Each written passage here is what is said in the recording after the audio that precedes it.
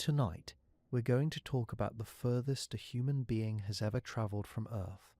And then we're going to go much further than that. Step outside on a clear night and look up. The stars are there, the same stars they've always been, scattered across a sky that feels infinite. From down here on the surface, they look close enough to name, close enough to navigate by. Ancient sailors crossed entire oceans using nothing but those points of light, and yet every single one of those stars is so far away that the fastest thing in the universe, light itself, takes years to reach us from even the nearest one. We look at them and feel like we understand them. We don't. Not really. Not in any way our bodies were built to understand. That gap between how close the stars look and how far they actually are is what tonight is about. This isn't just a question about rockets. It isn't just about fuel or money or political will or how big of a spacecraft we can build. Those things matter, but they're not the ceiling. The real ceiling is something deeper. It's physics, it's biology, it's time, it's the structure of the universe itself. And when you follow this question all the way to its honest end, you arrive at a wall that no amount of engineering will ever break. A limit that isn't about what we haven't built yet. A limit built into the laws of reality. That's what we're going to find tonight. We're going to start close.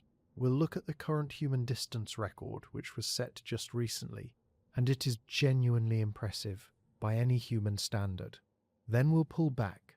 We'll look at the scale of our solar system, because most people have no real sense of how enormous it is.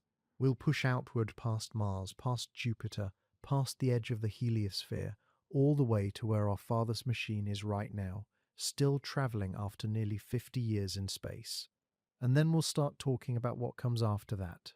The nearest stars, the galaxy, the universe beyond the galaxy, and eventually we'll arrive at that wall. Before tonight ends, you're going to understand not just how far humans have gone, but why there is a specific, physical, mathematically definable limit to how far we could ever go. Not with better rockets, not with more funding, with anything, ever. Before we get into it, if space is something you find yourself thinking about the way we do, take a moment to hit the like button or subscribe to the channel. It helps more people find these conversations, and we think that's worth something. Now let's begin. There's a version of this question that sounds simple. How far could humans travel in space? You might expect the answer to be about engines, about propulsion systems, about which fuel burns hottest. And those things are genuinely part of it. In the near term, they're most of it. Chemical rockets, the kind we use today, have hard limits. Nuclear propulsion could push much further. But keep following the question outward and the engineering problems start to give way to something else. Something that doesn't yield to better design. The universe is not patient with us. It is not scaled to human lifetimes. The nearest star to our sun is about 40 trillion kilometers away. That's not a figure meant to sound dramatic. That's the actual number. 40 trillion kilometers away. That's not a figure meant to sound dramatic. That's the actual number. 40 trillion kilometers away.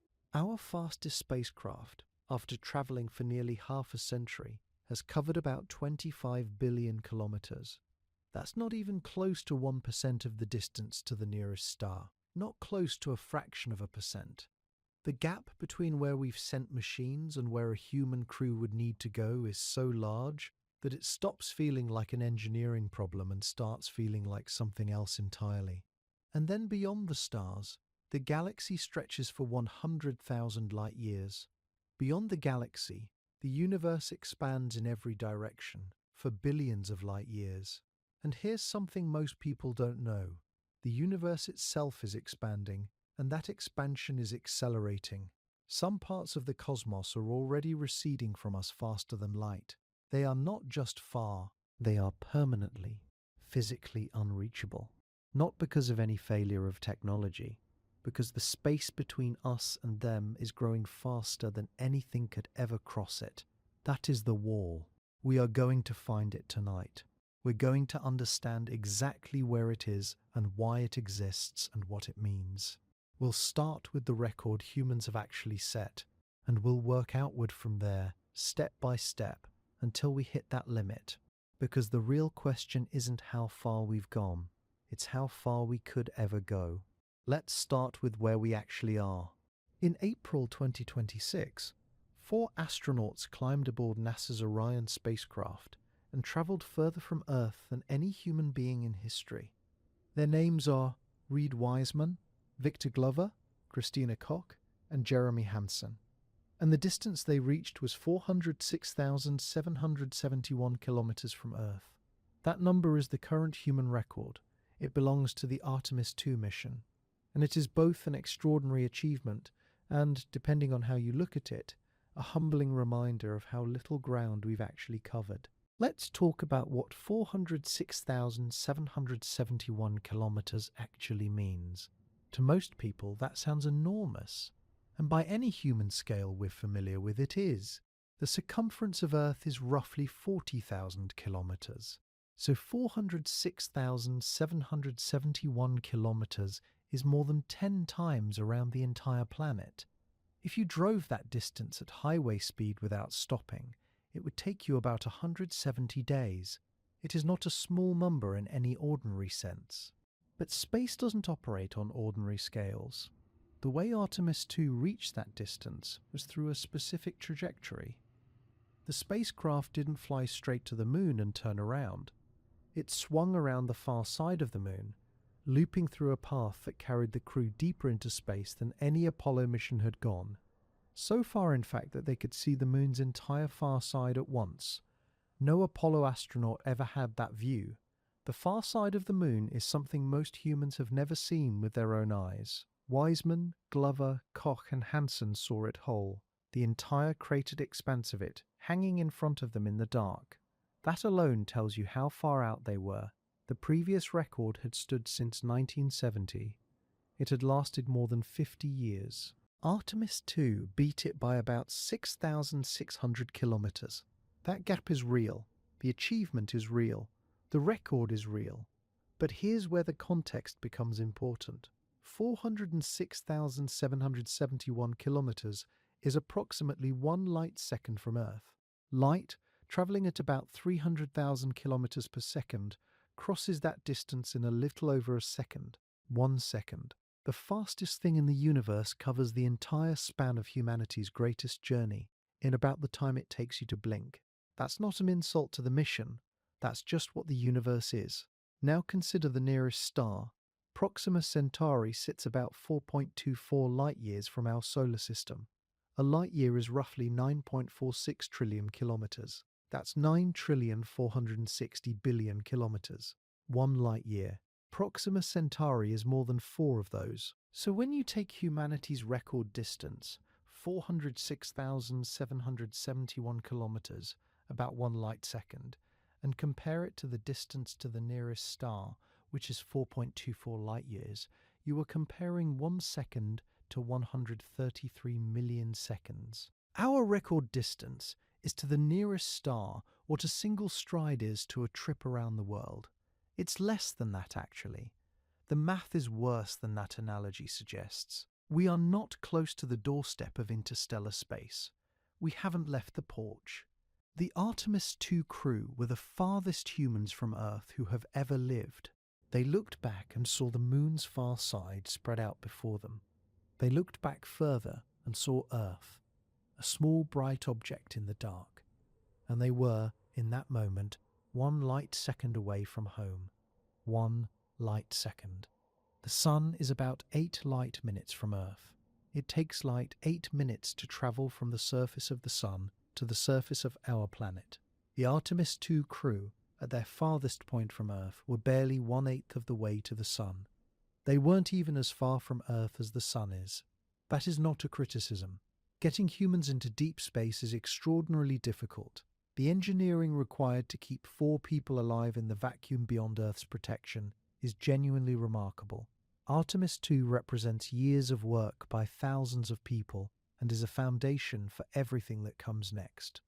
But understanding where it fits in the larger picture matters if you want to understand the real question. Think of it this way.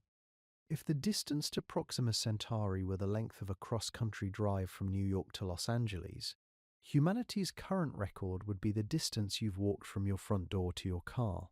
You've made it outside. The car is right there. Los Angeles is still across an entire continent, 406,771 kilometers from home. That's our current record, and in cosmic terms, we've barely moved. Before Artemis II, the record belonged to a mission that became famous for all the wrong reasons. Apollo 13 launched from Kennedy Space Center on April 11, 1970. 3 astronauts were aboard. Jim Lovell commanded the mission. Jack Swigert served as command module pilot. Fred Hayes was the lunar module pilot. The plan was straightforward. They would travel to the moon, land on the lunar surface, conduct experiments, and come home. Apollo 13 was supposed to be the 3rd moon landing. Nobody was planning to set a distance record. Nobody was thinking about that at all. 2 days into the mission, something went wrong. A routine procedure, stirring one of the oxygen tanks in the service module, ignited damaged wire insulation inside it. The tank exploded. Both of the service module's oxygen tanks vented into space within hours. The explosion crippled the spacecraft's electrical system and its life support. The moon landing was over. The mission was suddenly a fight to keep 3 men alive. Mission controllers on the ground made a decision. The crew would use the lunar module as a lifeboat. The lunar module had its own oxygen, its own power, its own systems. It was designed to carry 2 astronauts to the lunar surface and back. It was not designed to carry 3 astronauts for 4 days. But it was what they had. To get home, the crew needed to use the moon's gravity. They flew around the moon in a wide arc, letting lunar gravity bend their trajectory back toward Earth. That arc carried them further from Earth than any human beings in history. On April 15, 1970, Apollo 13 reached a distance of 400,171 kilometers from Earth. Not because anyone planned it, because an oxygen tank exploded, and the moon's gravity was the only way home. The record came from survival, not ambition. That's the irony that sits at the center of this story.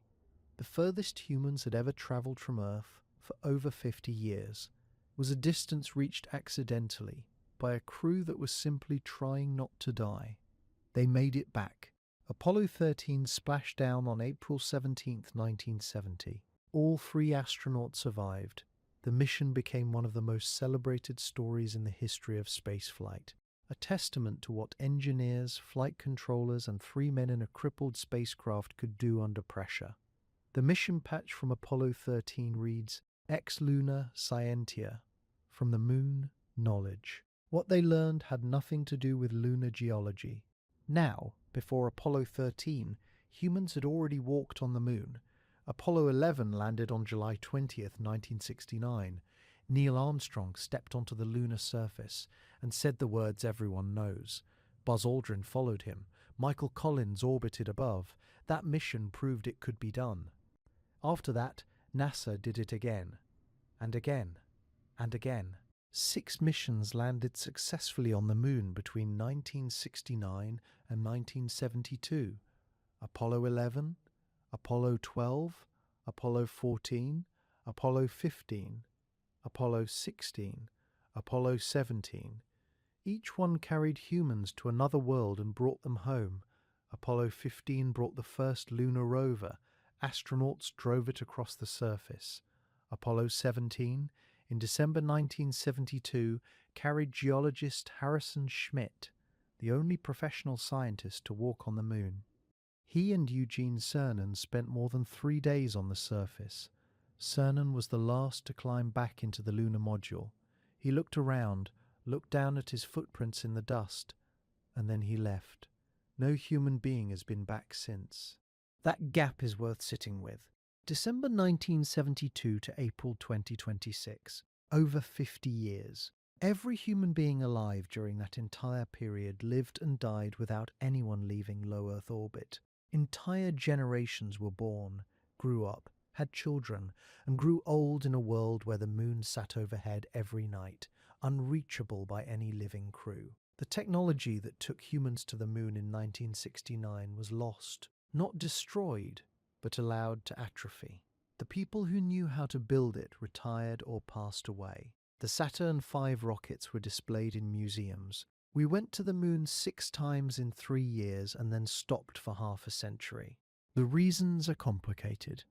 Budgets, politics, shifting priorities. The Apollo program cost an enormous amount of money, and once the goal of beating the Soviet Union was achieved, public appetite for that level of expenditure faded. Other programs competed for funding. The space shuttle era began. Humans continued to fly in space. Hundreds of missions to low Earth orbit. The construction of the International Space Station. But no one went beyond. No one came close. The current human distance record of 406,771 kilometers, set by Artemis II in 2026, finally broke a 50-year-old number set by a crew that never meant to go that far. The moon remains, to this day, the only place beyond Earth orbit that a human being has ever stood. To understand what it would take to go further, you first have to understand the scale of what we're dealing with. We've established that the current human distance record sits at just over 406,000 kilometers. That sounds like a long way, and compared to anything on Earth, it is. But let's start pulling back. Let's start looking at the actual size of our solar system. Because once you see it laid out in real numbers, everything changes. Earth orbits the Sun at a distance of about 150 million kilometers. That's our starting point. That single number, 150 million kilometers, is already so large that our brains can't really hold it. Light, travelling at 300,000 kilometers per second, takes about 8 minutes to cover that distance. A beam of light leaves the Sun, crosses 150 million kilometers of empty space, and arrives at Earth in roughly 8 minutes. That's how far away the Sun is from us. The furthest any human has ever travelled from Earth is 406,000 kilometers. The Sun is 370 times farther than that. Now let's move outward. Mars is the next planet beyond Earth, and it's the target of every serious crewed deep space mission currently being planned. At its closest approach to Earth, Mars sits about 55 million kilometers away. At its farthest, when the two planets are on opposite sides of the Sun, that distance stretches to around 401 million kilometers. Even at its closest, Mars is roughly 135 times farther from Earth than the current human distance record. Not a little farther. 135 times farther. Beyond Mars lies Jupiter, the largest planet in the solar system. Jupiter orbits between 600 million and nearly 1 billion kilometers from Earth, depending on where both planets are in their orbits. That's not a small range. The difference between Jupiter's closest and farthest approach to Earth is larger than the entire distance between Earth and the Sun. Saturn sits even further out, somewhere between 1.2 and 1.7 billion kilometers from Earth. Light from the Sun takes about 80 minutes just to reach Saturn's orbit. An astronaut standing on Saturn's moon Titan would see the Sun as a bright star in the sky, not the blazing disk we see from Earth. Keep moving outward and the numbers keep climbing. Uranus is roughly 2.5 to 3 billion kilometers from Earth. Neptune, the farthest recognized planet, is somewhere around 4.3 to 4.7 billion kilometers out. Then comes Pluto, now classified as a dwarf planet, sitting at an average distance of about 6 billion kilometers from the Sunbase 6 billion.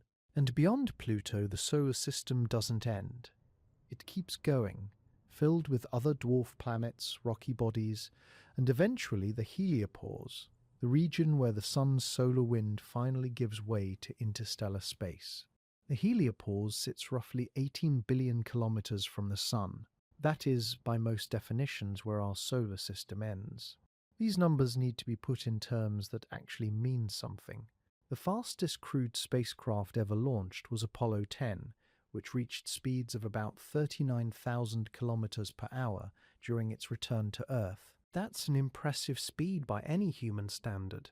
At that pace, you could circle the Earth in about an hour, but let's apply that speed to the distances we've just been talking about.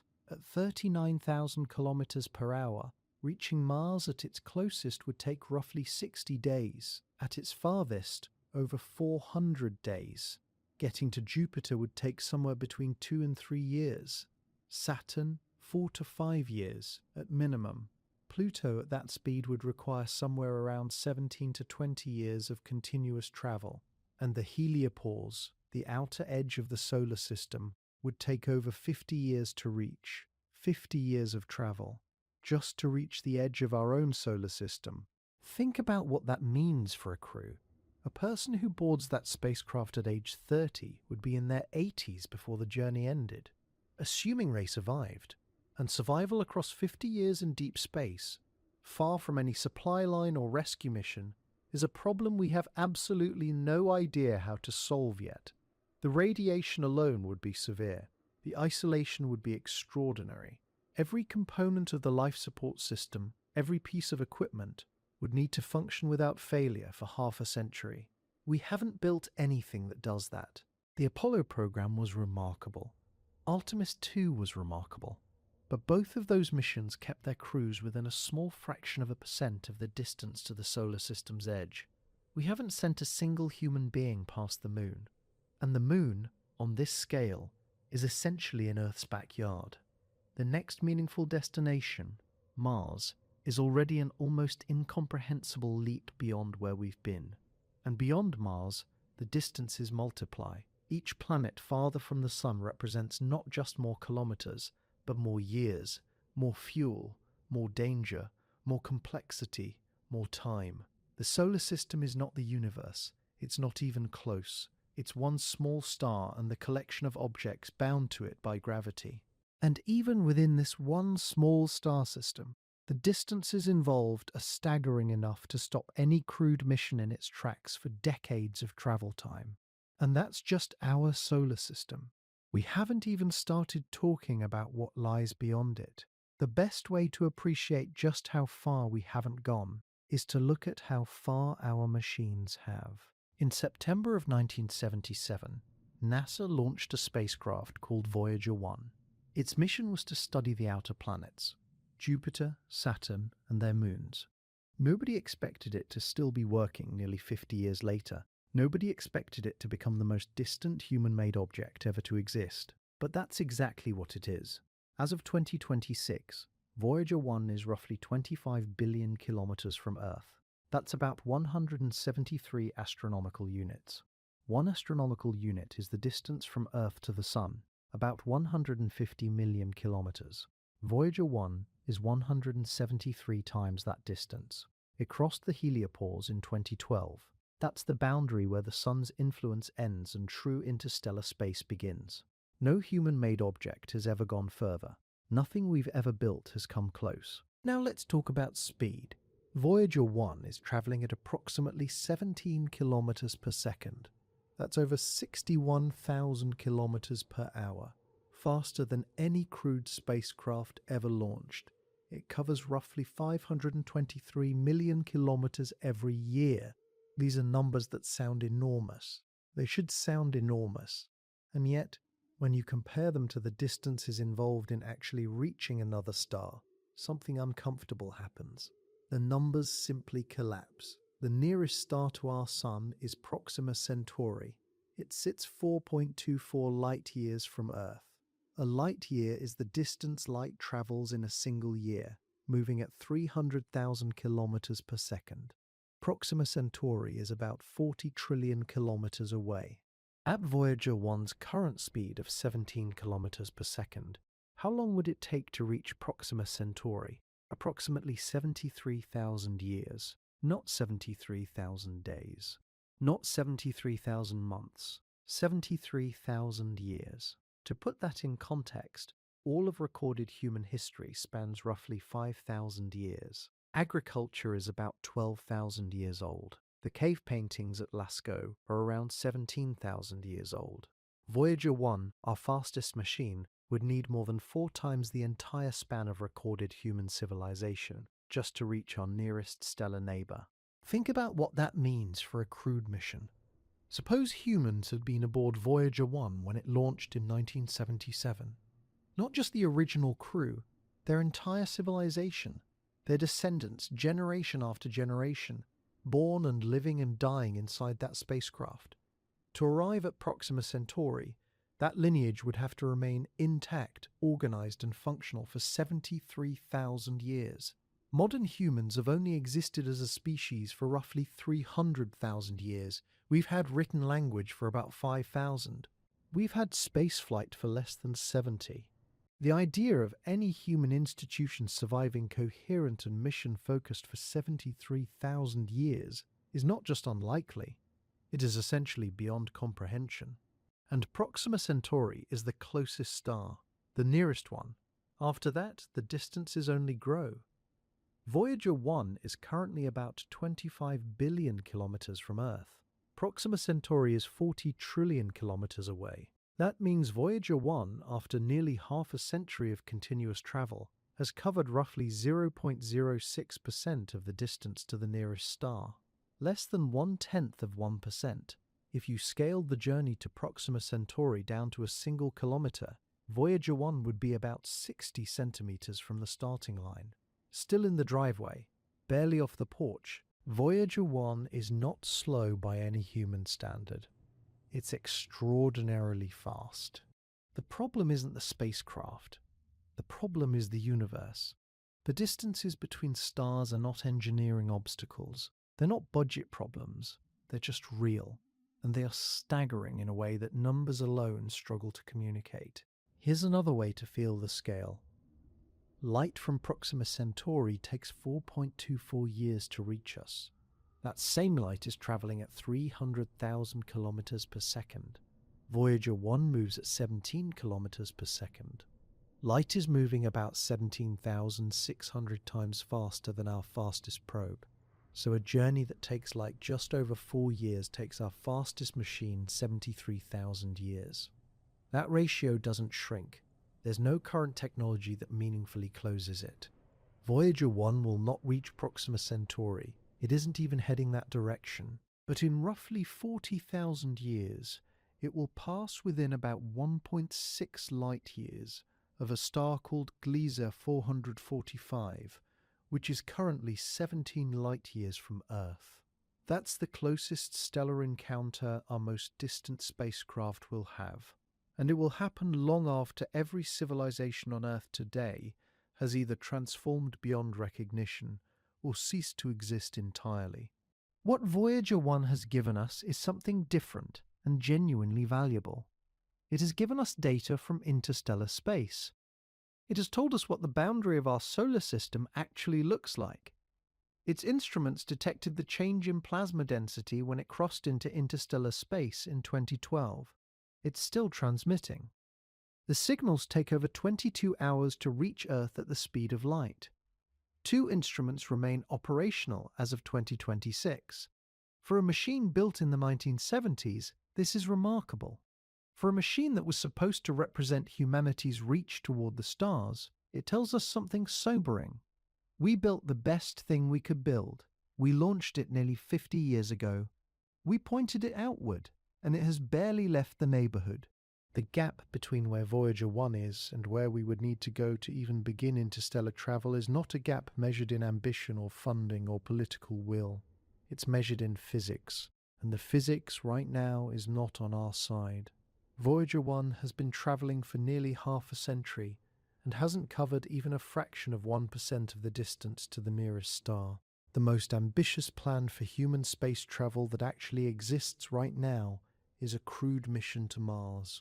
Not a flyby, not a loop around the planet and back, an actual landing, boots on the surface, human beings standing on another world for the first time since Apollo 17 left the moon in December 1972. NASA is targeting the 2030s. The mission is real, the planning is underway, and if it happens, it will represent the single largest leap in human distance travelled in the history of spaceflight. Here's what that mission would actually look like. The trip to Mars takes roughly 7 months one way. That's not a round number or a rough guess. It's determined by orbital mechanics. The planets move, the distances change, and the launch window has to be timed precisely to minimize travel time and fuel. When Earth and Mars align favorably, the distance between them can be as close as 55 million kilometers. At other points in their orbits, that gap stretches past 400 million kilometers. A crewed mission would launch during a favorable alignment, but even then the crew isn't arriving in a week. 7 months is the realistic minimum. 7 months of deep space travel beyond Earth's magnetic field with no resupply and no rescue available. Then comes the surface stay, and this is the part that surprises most people. The crew doesn't land, plant a flag, and come home. They stay for roughly 18 months, not by choice, by physics. The planets have to realign before the return window opens. You cannot simply point a rocket at Earth and leave whenever you want. Mars and Earth orbit the Sun at different speeds. Miss the window and you wait another 26 months for the next one. So the crew arrives, sets up, lives and works on Mars for a year and a half, and then spends another 7 months traveling home. Total mission duration, somewhere between 2 and 3 years, start to finish. Now compare that to where we actually are. The current human distance record, set by Artemis II in April 2026, is 406,771 kilometers. That number is impressive. It's the furthest any human being has ever been from Earth. And a crewed Mars mission, depending on when it launches, would cover somewhere between 55 million and 100 million kilometers just to get there. That's not twice as far as the current record. It's not 10 times as far. It's roughly 150 to 250 times farther. The record set by Artemis XII would be shattered so completely that it would barely register as a milestone by comparison. Every distance record ever set by humans, every Apollo mission, every shuttle flight, every space station orbit, none of it would come close. Think about what that means in practical terms. The fastest crewed spacecraft ever built covered the current record distance. A Mars mission covers that same distance, then keeps going for months. The scale jump is unlike anything human spaceflight has ever attempted. It's not an incremental step. It's a different category of mission entirely. And yet, in the context of the solar system, Mars is close. That's the part worth sitting with. Mars is the 4th planet from the Sun. It's the 2nd closest planet to Earth after Venus. In solar system terms, it's practically next door. The distance from Earth to Mars at closest approach, 55 million kilometers, sounds enormous. Against the current human record, it is. Against the actual size of the solar system, it barely registers. Jupiter, the next planet out, orbits somewhere between 600 million and nearly 1 billion kilometers from Earth. That's 5 to 6 times farther than Mars at its closest. Saturn sits around 1.2 to 1.7 billion kilometers away. The edge of the solar system, the heliopause where the Sun's influence fades, is roughly 18 billion kilometers out. A successful Mars mission would put humans on another planet. It would be the defining achievement of 21st century spaceflight. It would require new propulsion systems, new life support technology, new radiation shielding, and a level of sustained international commitment that dwarfs anything the Apollo program required. The mission would be harder, longer, and more dangerous than anything astronauts have faced before. There is nothing trivial about it. But walk outside, look up at the night sky, find Mars. It appears as a reddish point of light, visible to the naked eye from your backyard. That's where we're going. And beyond it, Jupiter, Saturn, Uranus, Neptune, and then billions of kilometers of mostly empty space before you reach the edge of our own solar system. We haven't even begun to discuss what lies beyond that. Mars would shatter every distance record in human history and still leave us essentially parked in our own driveway. The further you go from Earth, the harder it becomes to keep a human being alive. Right now, the International Space Station orbits at about 400 kilometers up. It's still inside Earth's magnetic field. That field acts as a shield. It deflects the constant stream of charged particles pouring in from the Sun and from deep space. The moment you leave that protection, you're exposed. Cosmic rays pass through spacecraft walls. They pass through human tissue. They damage DNA at the cellular level. On a mission to Mars, a crew would absorb radiation doses roughly equivalent to getting a full-body CT scan every 5 to 6 days for the entire journey. That's not a rounding error. That's a significant increase in lifetime cancer risk, and there's currently no shielding material light enough to fly that blocks it completely. Then there's the sun itself. Solar particle events, sudden bursts of high-energy radiation from solar flares, can deliver a lethal dose within hours if a crew isn't behind adequate shielding. Mission planners have to account for that. They have to design storm shelters into the spacecraft. They have to monitor the sun constantly. One bad event at the wrong moment, with no shelter close enough, and the mission is over. Not just delayed, over. The deeper into the solar system you travel, the less warning time you have. The less you can rely on Earth-based monitoring systems to help in time. You're on your own. Isolation compounds everything. A signal from Earth takes about 3 to 24 minutes to reach Mars, depending on where the planets are in their orbits. A question takes 3 to 24 minutes to arrive. The answer takes the same time to come back. Real-time conversation is impossible. If a crew member is having a medical emergency, there's no doctor on the other end of a radio who can walk someone through a procedure in real time. There are instructions, there are manuals, there are pre-recorded consultations, but by the time mission control hears about a problem and responds, the situation has already changed. The crew is alone in a way that is genuinely difficult to prepare for, and the crew is small. Probably 4 to 6 people, living in a space roughly the size of a modest apartment, for 2 to 3 years without a break. No privacy, no fresh faces, no way out. Psychological research on Antarctic isolation stations and submarine crews gives us some data on what this does to people. Irritability builds, sleep degrades, decision-making suffers. In a confined environment with no escape, minor conflicts become major ones. Researchers have studied this for decades. They still don't have a complete answer for how to prevent psychological breakdown on a multi-year mission. It's one of the least discussed and most serious risks of deep space travel. The body itself begins to fail.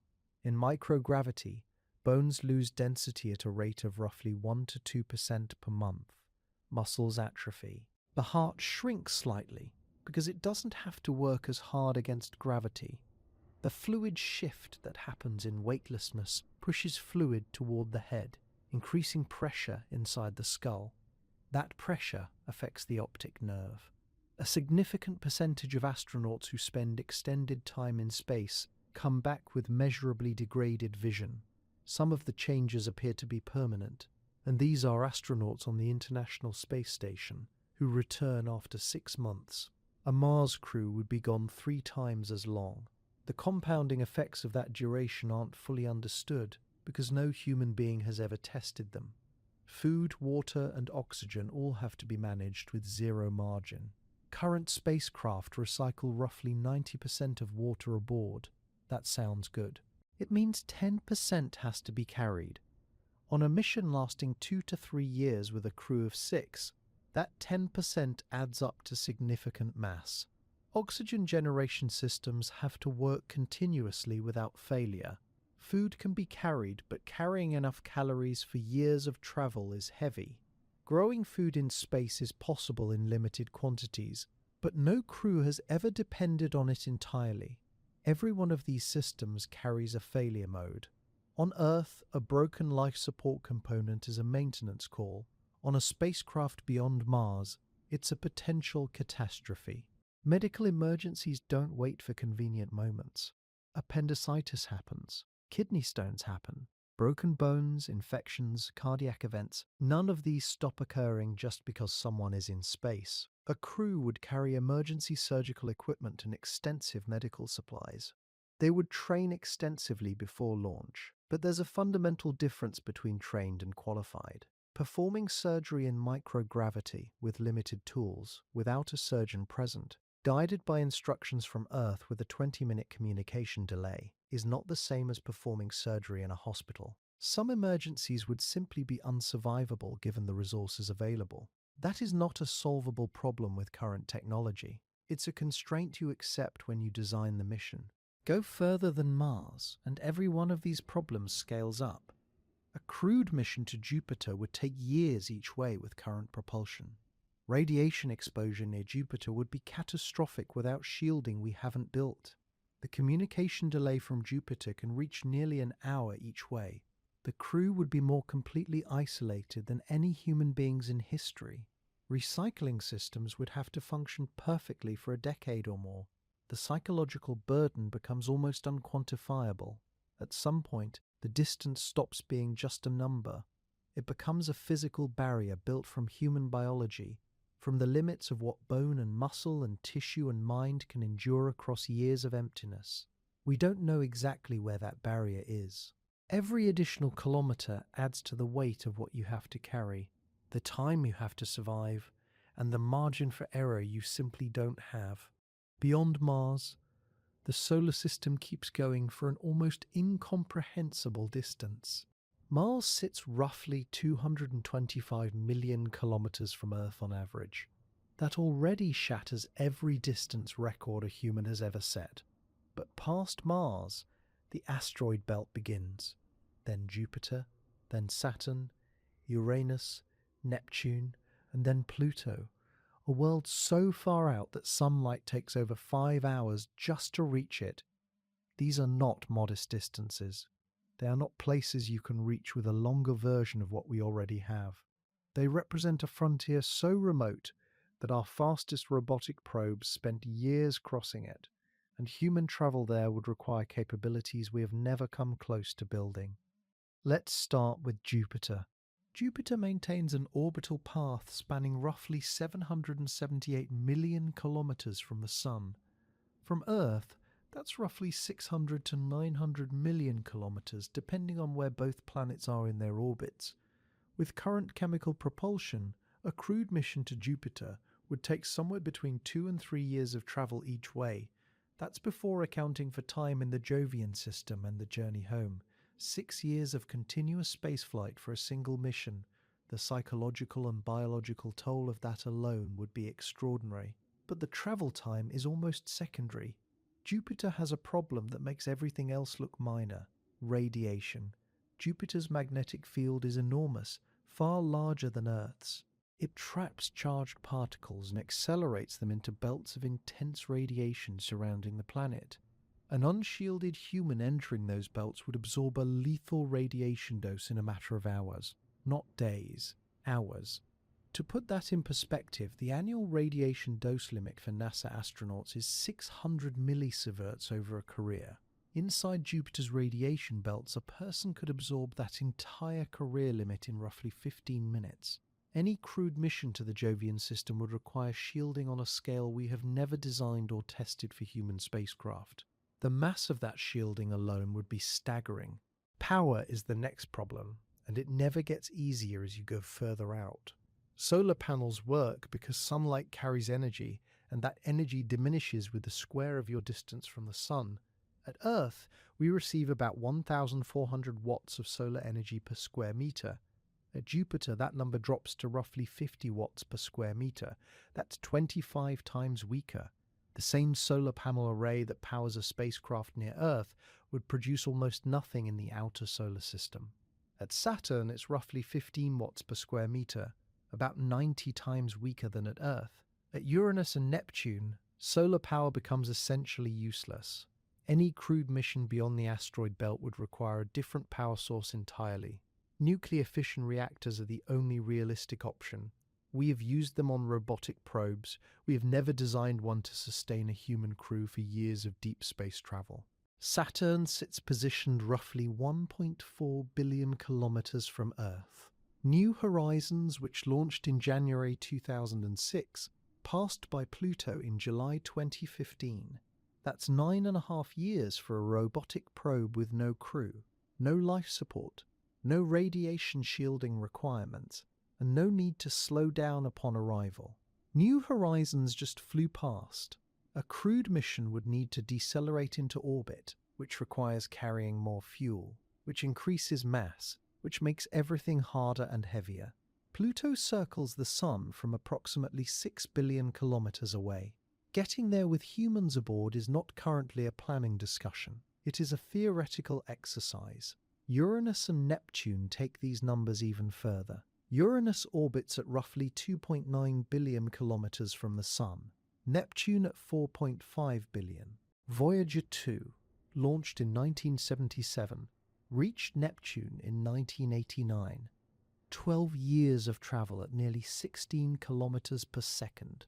For humans, those travel durations are not just challenging, they are almost certainly beyond the limits of what the human body can endure with current medical countermeasures. Bone density continues to decline in microgravity, muscle mass erodes, cardiovascular systems weaken. Vision problems caused by fluid shifts inside the skull have already been documented in astronauts on 6-month missions aboard the International Space Station. Missions lasting a decade or more would extend every one of those effects to durations we've never studied and probably cannot predict. There's also the cold. Deep space temperatures far from the Sun drop to around minus 270 degrees Celsius, just a few degrees above absolute zero. Spacecraft in low Earth orbit or near Mars still receive enough solar energy to manage thermal regulation passively and actively. In the outer solar system, thermal management for a crewed vehicle becomes an engineering challenge on a completely different scale. Systems must generate their own heat. Everything that can fail becomes more likely to fail at extreme temperatures, and repair becomes harder when every component must operate in conditions more severe than almost anything tested on Earth. What makes the outer solar system so daunting isn't any single problem. It's the combination. Distance means years of travel. Years of travel means prolonged radiation exposure, prolonged bone loss, prolonged psychological strain. Distance from the Sun means no solar power. No solar power means nuclear reactors. Jupiter's radiation belts require shielding mass that strains every other system. The cold requires thermal management systems that don't yet exist for crewed vehicles. Communication delays grow to hours at the outer planets, making real-time contact with Earth impossible for any emergency. Each problem feeds the next. None of them is a broken valve you fix with the right wrench. They are constraints built into the physics of how far the Sun's energy reaches, how radiation behaves near massive planets, and how long a human body can function in space. We have sent 7 spacecraft to the outer solar system. All of them were robotic. All of them required years or decades to reach their destinations. All of them operated on nuclear power or flew past before the solar energy fully dropped away. Not one carried a human being, and we did not design them to bring anything home. The outer solar system is probably the practical limit of human travel for at least the next several centuries. And even getting there would require technology we don't yet have. And then there's the wall. Everything we've talked about so far, the radiation belts around Jupiter, the failing solar panels past Saturn, the years of travel just to reach the outer planets, all of that exists within our solar system. It's our neighborhood. It's the space governed by our Sun. And as vast and punishing as it is nothing compared to what begins the moment you leave it. The nearest star to our Sun is Proxima Centauri. It sits 4.24 light-years away. That number sounds manageable. Until you convert it, 4.24 light-years is roughly 40 trillion kilometers. Not 40 billion, not 40 million, 40 trillion. Written out, that's a 4 followed by 13 zeros. Voyager 1 has been travelling since 1977. It has been moving through space for nearly half a century without stopping.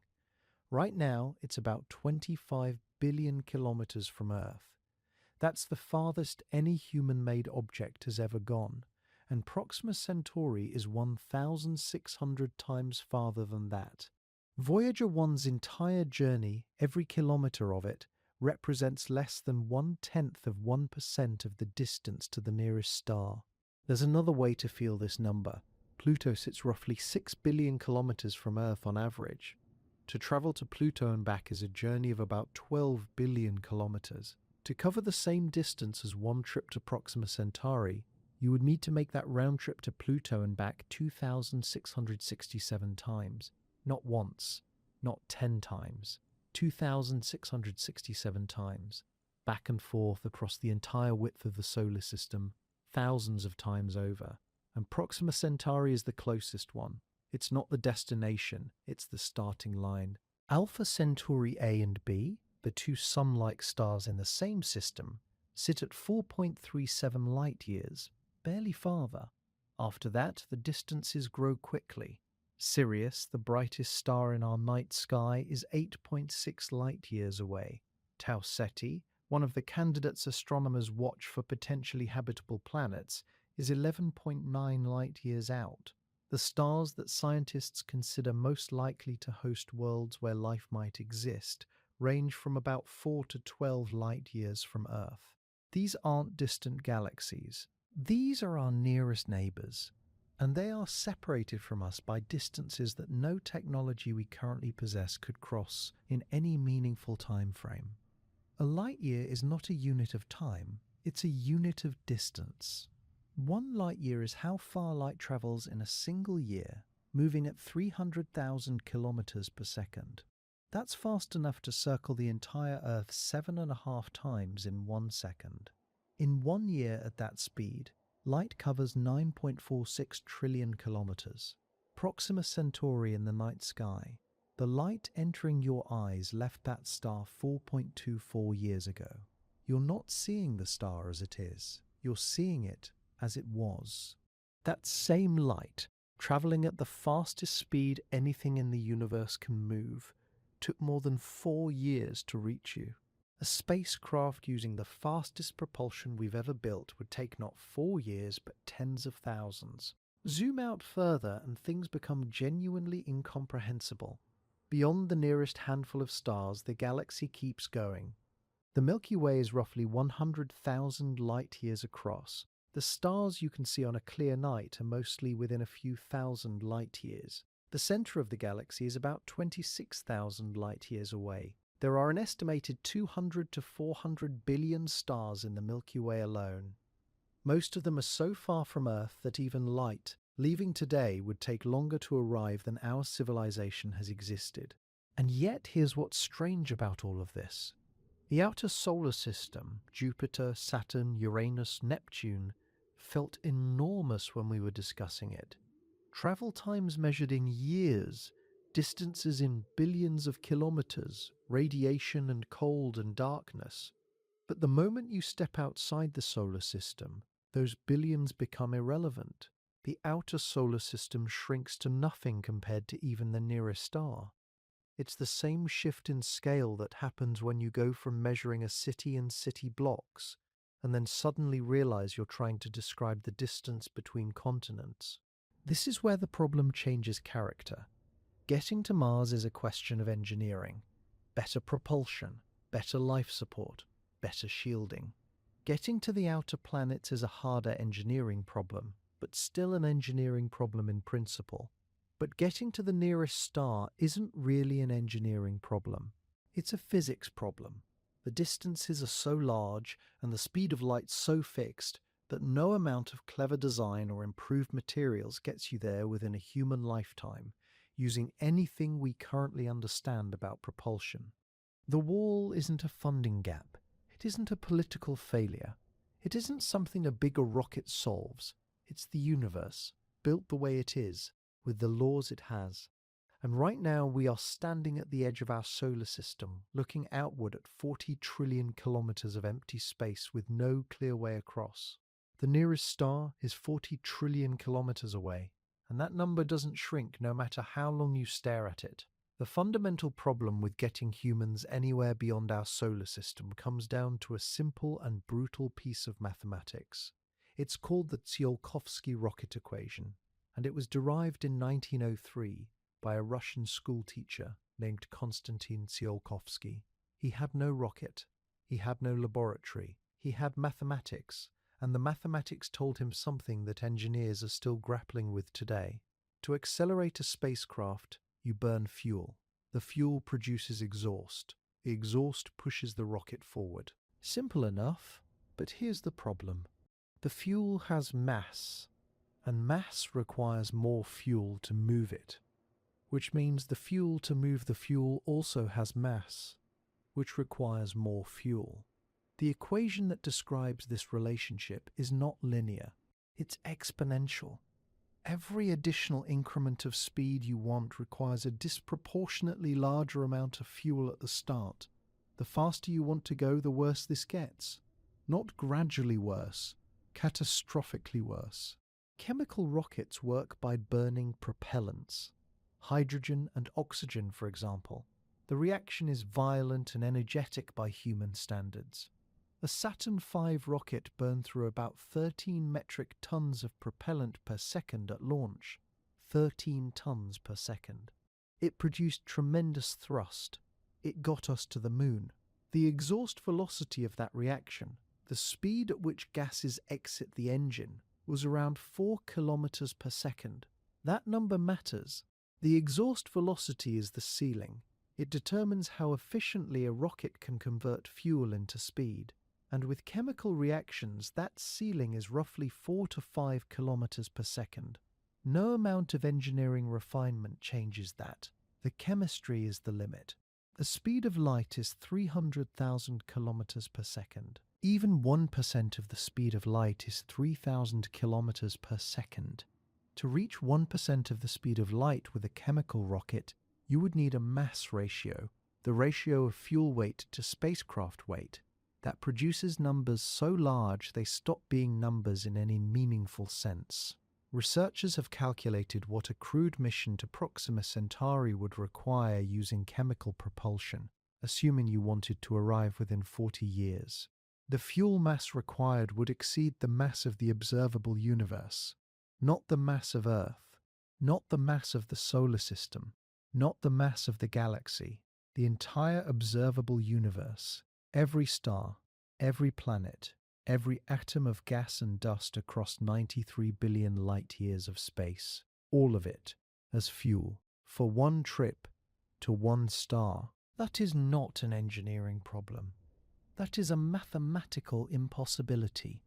The rocket equation doesn't negotiate. It doesn't care that we built the International Space Station. It doesn't care that we sent rovers to Mars and probes to the edge of the solar system. It doesn't care that Artemis II carried 4 astronauts further from Earth than any humans before them. The physics existed long before we did, and the physics will exist long after us. Chemical combustion releases a certain amount of energy per kilogram of propellant. That is a fixed quantity determined by the nature of molecular bonds. We are nowhere close to extracting enough energy from those bonds to cross interstellar distances in any time frame that makes sense for a human crew. To put a number on it another way, New Horizons was the fastest spacecraft ever launched from Earth, reaching speeds of about 16 kilometers per second as it left our solar system. Proxima Centauri is 40 trillion kilometers away. At 16 kilometers per second, it would take roughly 78,000 years to arrive. 78,000 years. Civilization as we know it is about 10,000 years old. We would need to sustain an unbroken mission for nearly 8 times the entire span of recorded human history, just to reach the nearest star, and that's assuming the spacecraft never slows down, never corrects course, never suffers a single system failure in 78 millennia. There is no version of a chemical rocket that meaningfully changes that number. You can optimize the engines. You can use the most efficient propellants available. You can gravity assist off every planet in the solar system to pick up speed. Voyager 1 did exactly that, swinging past Jupiter and Saturn, and it is still traveling at roughly 17 kilometers per second after 45 years. It hasn't reached a single other star. It hasn't gotten close. At that speed, it will take about 73,000 years to cover the distance to Proxima Centauri. The difference between 17 kilometers per second and the 16 of New Horizons is almost irrelevant at these scales. The math is unmoved. What chemical propulsion fundamentally lacks is energy density. A kilogram of hydrogen-oxygen propellant releases a specific bounded amount of energy when burned. The speed of light requires energy on a completely different order of magnitude. The gap between what chemical reactions provide and what interstellar travel demands isn't a gap you close by building a bigger rocket or a more efficient engine. The gap is structural. It's written into the equation. Chemical propulsion is extraordinary technology. It lifted human beings off the surface of a planet and carried them 250,000 miles to another world. It launched robotic emissaries to every planet in the solar system. It put telescopes in orbit that changed how we understand the cosmos. It is genuinely remarkable that it works as well as it does, given what it is. But what it is a machine that releases energy by rearranging chemical bonds. And rearranging chemical bonds simply does not produce enough energy to cross interstellar space. The nearest star, one star, 4 light-years, and chemical propulsion cannot get us there in any time frame that has meaning for human beings. The rocket equation is not a suggestion, it is a wall, and with chemical propulsion we are standing at the base of it with no way over. The first serious alternative to chemical rockets is nuclear propulsion, and it has been further developed than most people realize. Most people hear nuclear propulsion and assume it's a theoretical concept, something researchers sketch on whiteboards but haven't actually built. That's not true. In the 1960s, the United States ran a program called NERVA, Nuclear Engine for Rocket Vehicle Application. Engineers didn't just design nuclear thermal rocket engines, they built them, they tested them, the engines ran, they worked. The program was cancelled in 1972, not because the technology failed, but because the political will for deep space missions collapsed along with it. What NERVA proved is that nuclear thermal propulsion is real engineering, not science fiction. Here's how it works. A chemical rocket burns fuel and oxidizer together. The combustion produces hot gas. That gas expands and shoots out the back. A nuclear thermal rocket does something different. A nuclear reactor heats a propellant, typically hydrogen, to extremely high temperatures. That heated propellant expands and exhausts out the back of the engine. No combustion, just heat from the reactor. The result is roughly twice the efficiency of the best chemical rockets ever built. Twice the specific impulse, which is the measure of how efficiently a rocket uses propellant. That's a significant gain. It means you can carry less propellant for the same thrust, or go faster with the same amount. NASA is currently developing nuclear thermal propulsion again, specifically for crewed Mars missions. The expectation is that it cuts travel time to Mars from around 7 months to roughly 4. That matters enormously for the health of a crew exposed to deep space radiation. 4 months of radiation exposure is a very different problem from 7 months.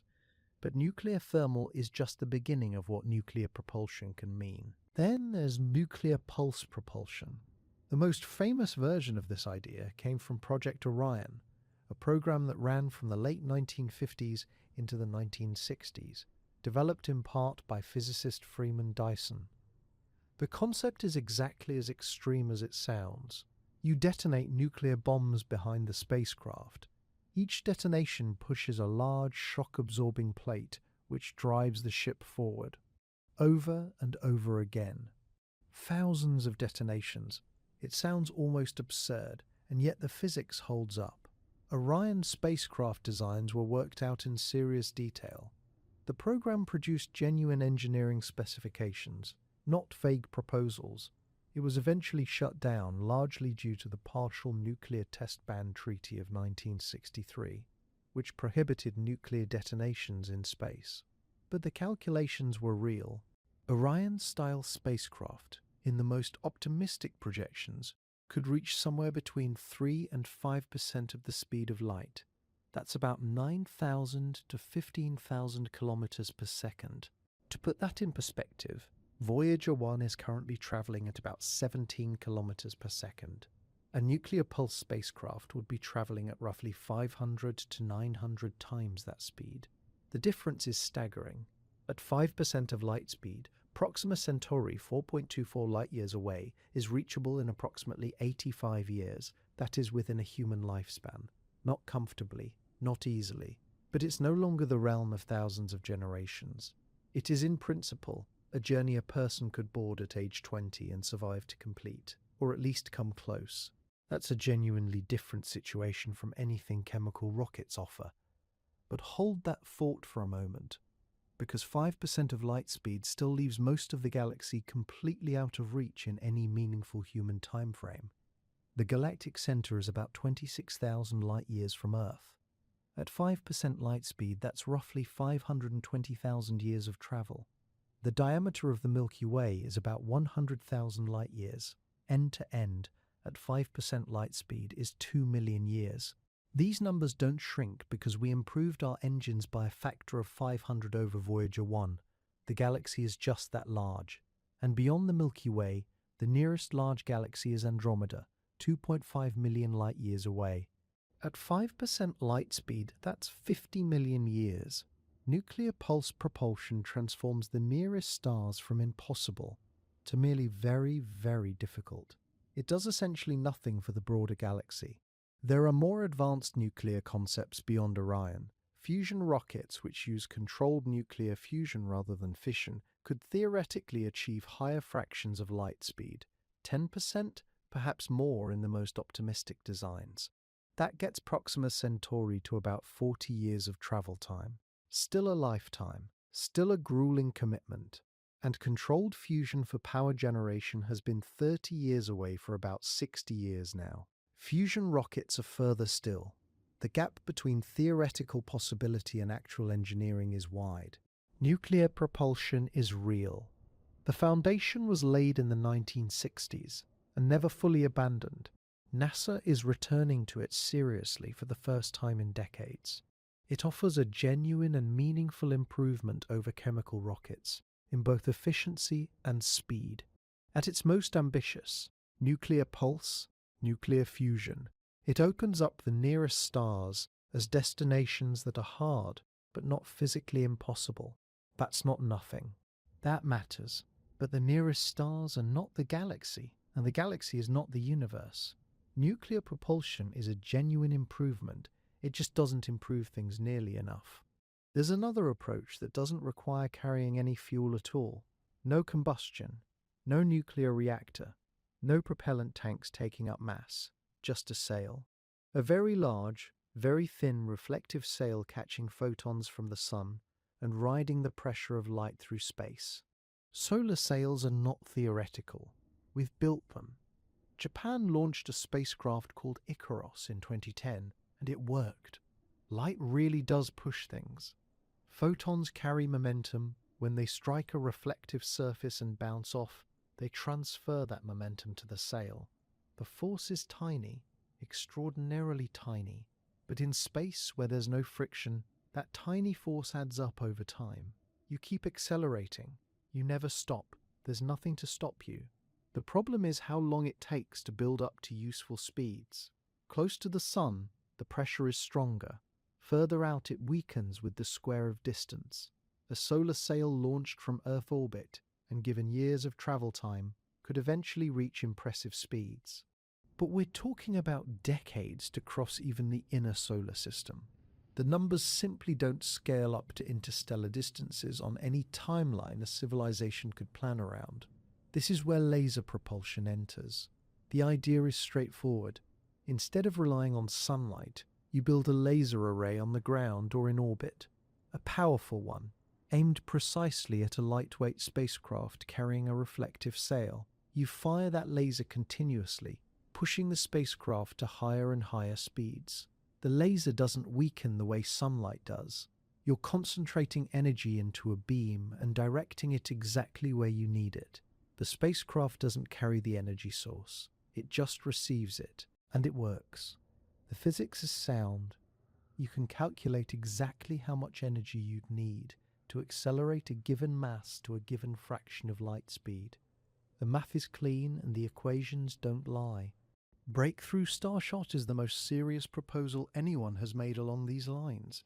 It was announced in 2016 by a group of researchers and funded in part by physicist and entrepreneur Yuri Milner.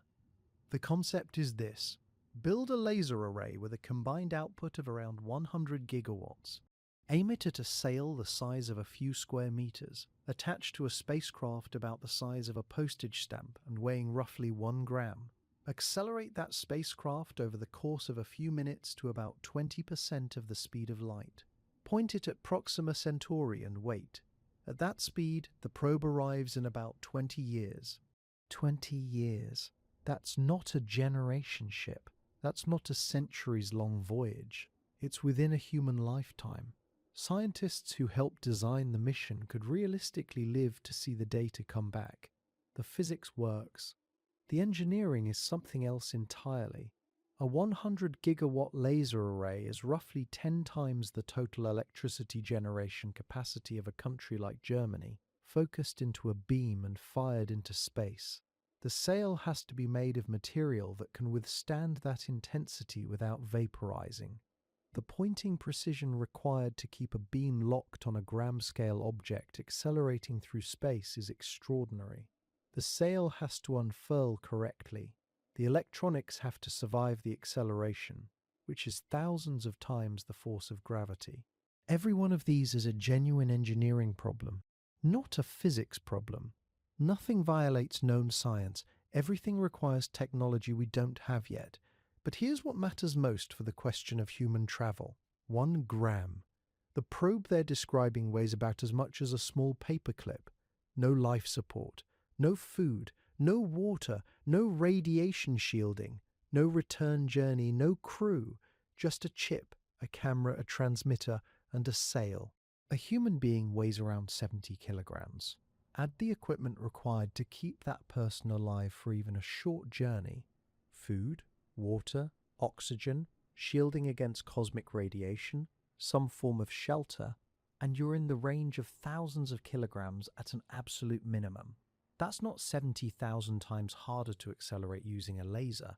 It's roughly 70,000 times harder when the relationship is linear. But energy scales with the square of velocity. To push thousands of kilograms to 20% light speed, the energy requirements don't just multiply. They become something that strains the imagination. Estimates suggest that accelerating a crewed spacecraft of minimal mass to those speeds using laser propulsion would require energy equivalent to the total global power output of Earth, sustained over extended periods of time, not a brief burst, extended. And that's before the return journey. There's no laser array at Proxima Centauri to stop the ship and send it back. For tiny probes, laser propulsion might be a genuine path to the stars. For humans, the numbers still don't work. If nuclear propulsion isn't enough, the next step up the energy ladder is antimatter. The concept is straightforward. Matter and antimatter are mirror opposites. When they meet, they don't just react, they annihilate. Both particles cease to exist entirely. Every bit of their mass converts directly into energy. That's not a figure of speech. That's what actually happens. No fuel source in physics comes anywhere close to that efficiency. Chemical combustion converts maybe a fraction of a percent of its fuel mass into energy. Nuclear fission converts less than 1%. Antimatter annihilation converts 100%. All of it. Nothing left over. That difference matters enormously when you're trying to cross interstellar distances. A working antimatter rocket could, in principle, accelerate a spacecraft to somewhere between 50 and 80% of the speed of light. Think about what that means in practical terms. Proxima Centauri sits 4.24 light-years away. At 50% light speed, you reach it in roughly 8 to 9 years. 8 years. That's within a single human lifetime. That's a journey a person could actually survive to complete. No generation ships, no centuries of waiting, no descendants finishing what their ancestors started. A crew boards the ship, travels for 8 or 9 years, and arrives at another star. The physics is not the problem here. The physics has been understood for decades. Antimatter exists. We know how it behaves. We know how to use it theoretically in a propulsion system. The equations work out. They produce the speeds we need.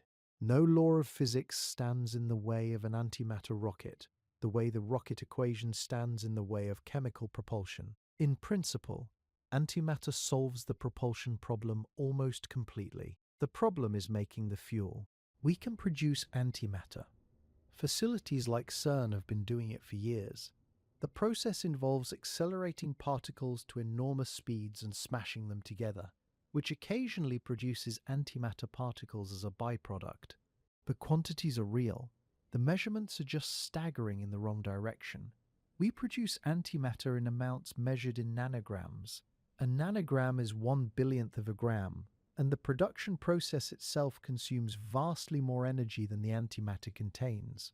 We're not storing energy. We're losing it. Enormously. Consider the numbers. At current production rates, generating a single gram of antimatter would take roughly 100 billion years. The universe itself is only about 13.8 billion years old, so producing 1 gram of antimatter under current conditions would take approximately 7 times the age of the universe. 1 gram. A crewed mission to Proxima Centauri wouldn't need 1 gram. It would need hundreds of kilograms, possibly thousands, depending on the spacecraft's mass and the trajectory involved. The gap between what we can make and what we'd need isn't a gap, it's an abyss. There's also the storage problem. Antimatter can't touch ordinary matter without annihilating. You can't put it in a metal tank. It has to be suspended in magnetic fields, completely isolated from any physical surface. We've managed to trap small numbers of antihydrogen atoms for limited periods in laboratory conditions. Trapping kilograms of antimatter indefinitely aboard a spacecraft is an engineering challenge unlike anything we've ever attempted. A single containment failure wouldn't just end the mission, it would end the spacecraft. None of this makes antimatter a fantasy. It's a real substance with real, demonstrated properties. The propulsion concept is physically sound. The energy density is genuinely extraordinary. If humanity ever developed the ability to produce antimatter in large quantities efficiently, the calculus of interstellar travel would change completely. Proxima Centauri would become reachable within a lifetime. The nearest dozen stars would suddenly enter the realm of the possible. But the distance between our current production capability and what an interstellar mission requires is so vast that it's difficult to call it an engineering challenge at all. It's more like a civilizational challenge. The infrastructure required to produce and store kilograms of antimatter would have to be built on a scale we have no precedent for. Nothing like it exists. Nothing close to it exists. We don't have a roadmap for building it. We don't have a clear theoretical path to making antimatter production efficient enough to bridge that gap. So antimatter sits in an unusual position. It's the most elegant solution to the interstellar propulsion problem. The physics is clean, the energy density is unmatched, the travel times it makes possible are actually within human reach, and yet we are further from using it than we are from almost any other propulsion concept, because the barrier isn't understanding, it's production. Antimatter is real. The physics works. The problem is that producing enough of it to matter would require infrastructure on a scale that doesn't exist anywhere on Earth. Here's where things get genuinely strange. Everything we've covered so far, chemical rockets, nuclear propulsion, antimatter, has been about raw energy.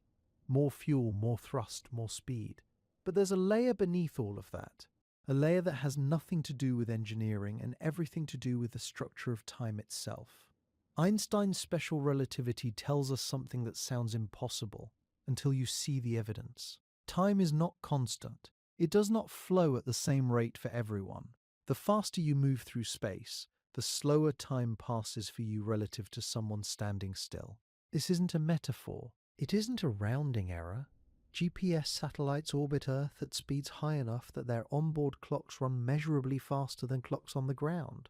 Engineers have to account for that difference every single day, or GPS becomes useless within hours. Particle accelerators routinely observe particles that should decay in nanoseconds surviving far longer than they should, simply because they're moving so fast that time has slowed for them. We have measured time dilation. It is real. It is physics. Now here's where it gets interesting for space travel. The closer you get to the speed of light, the more extreme the time dilation becomes.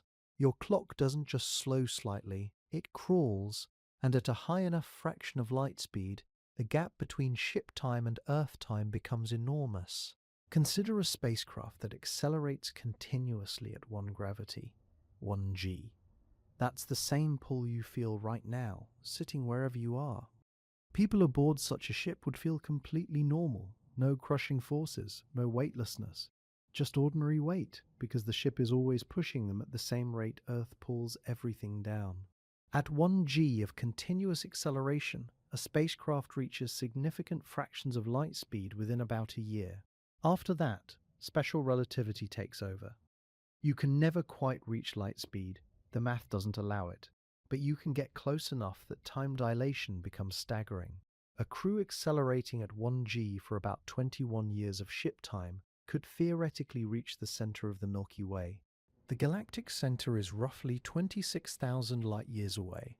Those 26,000 years pass outside the ship.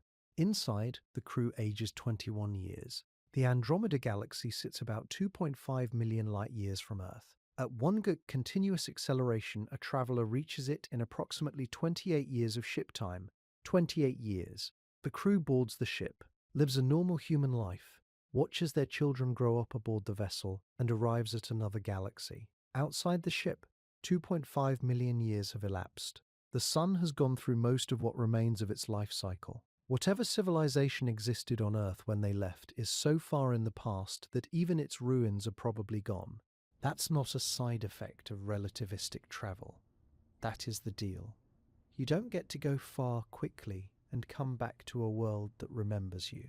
You go far quickly by your clock, and everything you left behind is ancient history by the time you'd ever turn around. The other number worth sitting with is the energy requirement. To actually accelerate a crewed spacecraft at 1 gram continuously, long enough for time dilation to become meaningful, the energy involved is almost beyond calculation. Some estimates put it in the range of converting an object roughly the mass of Jupiter entirely to usable energy. Not burning Jupiter, not splitting it, converting its entire mass into energy with perfect efficiency. Jupiter has a mass of about 2, followed by 27 zeros in kilograms. There is no known process that does this except matter-antimatter annihilation, and as we just covered, we can't produce antimatter at any meaningful scale with any technology we currently have or can currently conceive. So relativistic travel opens something extraordinary. It genuinely solves the problem of time. A human being in a single lifetime could in principle cross the Milky Way. They could reach another galaxy. The universe becomes traversable, at least in subjective terms. But the energy cost sits so far beyond our current capabilities that the gap between concept and reality is nearly as vast as the distances themselves. And there's the deeper irony. Even if you made the journey, you could never return to anything you recognized. Every person, every city, every record of your existence would be millions of years gone. You would arrive somewhere unreachable and have no way back to anything that was ever home. Time dilation is not science fiction. It is a real consequence of moving close to the speed of light. Getting to that speed is the part that might as well be. There's a completely different way to approach the problem of interstellar distance, and it doesn't require going fast at all. Everything we've talked about so far has assumed the same basic constraint, that the people who leave Earth need to be the people who arrive, that a journey has to fit inside a human lifetime. That's not actually a law of physics, it's an assumption. And once you drop that assumption, an entirely different category of solution opens up. The idea is straightforward. If you can't make the journey fast enough, build a ship capable of sustaining multiple generations of human life. People board the ship, they live aboard it, they have children. Those children grow up, have their own children, and grow old. Generations pass, the ship keeps moving. And eventually, hundreds or thousands of years after the first crew boarded, the descendants of those original travelers arrive at another star. They have never seen Earth. They were born in transit. The destination is what they were raised to reach. This is the generation ship concept. Robert Goddard, the American rocket pioneer, was among the first to seriously describe it. He imagined a vessel enormous enough to be its own world, not a spacecraft in the conventional sense, something closer to a small civilization, enclosed in metal and launched into the dark between stars. Think about what that actually requires. The ship can't depend on resupply from Earth. It can't call for help. It has to produce its own food across centuries of travel. It needs functioning agriculture, water recycling, oxygen generation, waste processing.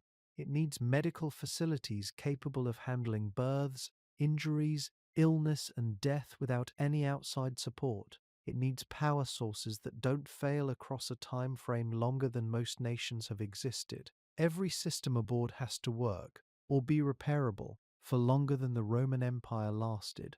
At relatively modest speeds, something like 0.1% to 1% of the speed of light, a generation ship using advanced nuclear propulsion could reach Proxima Centauri in roughly 400 to 4,000 years.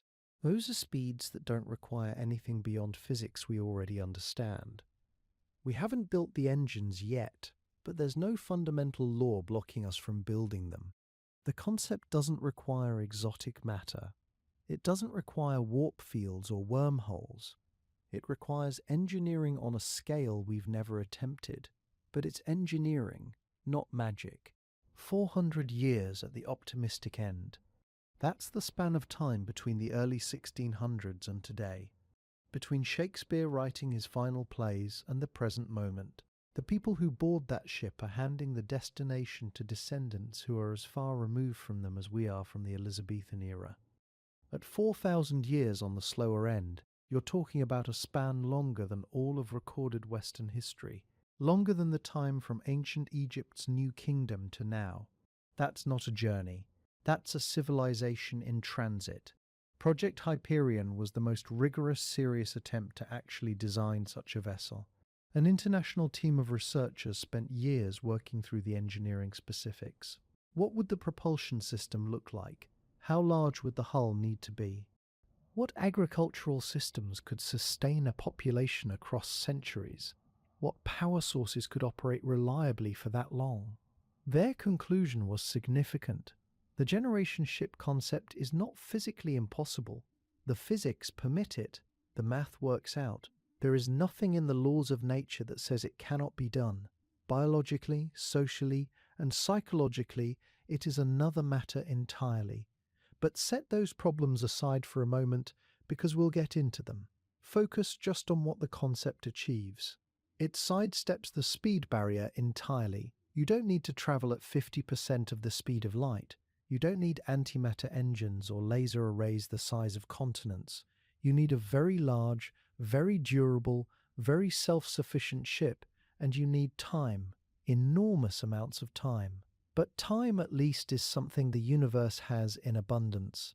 The people aboard would need a reason to keep going. Not just the first generation, who made a choice and understood what they signed up for. Every generation after that. The children born in transit didn't choose to be there. The teenagers who grow up knowing nothing but the interior of a ship didn't vote to spend their lives in motion toward a star they've never seen. The adults raising their own children aboard that ship are raising them for a destination their great-grandparents decided on. Something about that is genuinely difficult to sit with. And yet, this is actually how most of human history worked. Nomadic populations moved across continents over generations. Children were born into migration routes they didn't choose. Communities carried cultural commitments forward across time without each individual consenting to every obligation they inherited. A generation ship would compress that dynamic into a metal hull and launch it into interstellar space, which makes it feel different. But the underlying pattern isn't entirely new to our species. What is new is the scale of the commitment and the irreversibility of it. A nomadic child on Earth could, in theory, leave the group, stop migrating, stay somewhere. A child born aboard a generation ship in the gap between stars has nowhere else to go. The ship is the world. The mission is the condition of existence. Every generation aboard either carries the project forward or it ends. The people who arrive at the destination won't be the ones who left Earth. They'll be the descendants of people who made a choice that those descendants had absolutely no say in. The generation ship concept is appealing in its simplicity, but the problems it raises are anything but simple. Start with genetics. Population geneticists have studied this carefully. To avoid severe inbreeding and genetic bottleneck effects across centuries of travel, a founding population needs at least 150 to 160 individuals. Some studies push that number much higher, 500 or more, just to maintain long-term genetic health across 10 or 20 generations. Think about what that means. You're not talking about a small crew. You're talking about a community, a village, and that village has to reproduce in ways that maintain genetic diversity deliberately, systematically, across centuries. That means tracking lineages. It means managing who can have children with whom. It means treating human reproduction as an engineering problem. History gives us very few examples of communities successfully managing something like that for even a few decades. Now extend it across 400 years. Then there's the problem of skills. A generation ship isn't a simple vessel. It's one of the most complex machines ever conceived, far more complex than anything we've built today. It has propulsion systems, life support systems, agriculture, water recycling, air processing, radiation shielding, medical equipment, navigation systems. Every one of those systems requires specialized knowledge to operate and repair. That knowledge doesn't transfer automatically. It has to be taught, it has to be learned, it has to be practiced. What happens when a critical skill fails to be passed down correctly in Generation 7? What if the person who understood the propulsion system best died unexpectedly in Generation 12 before training anyone else? There's no calling Earth for instructions. The signal delay alone after a century of travel would be measured in years.